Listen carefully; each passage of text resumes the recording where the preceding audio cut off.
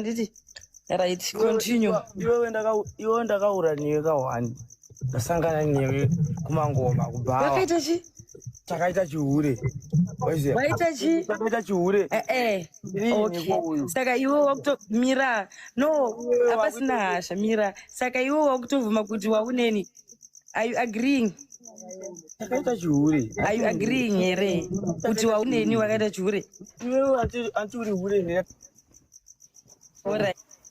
Saka right bo. Chaura kati last year. Saka Nakuroti wasifanya nhumbu nashi. Watalisaje tot. Iwewe Uri kuti chi? Ndasingakuwi zvakare. pane pandingakudhande nyoro ndisingakuziire naye mwa. Ndakasangana newe one day.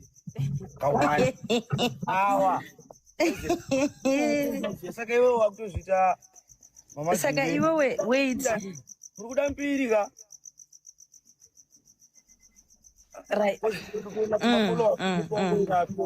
Followers okutongona. Anditi wakuru kutotaura. I'm giving you time to speak. Saka you must also Sadaro izi. kuma Sadaro.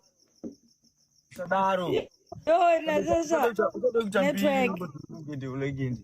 Uri tomboti ndizvo. Saka why wakuenda to my life every day.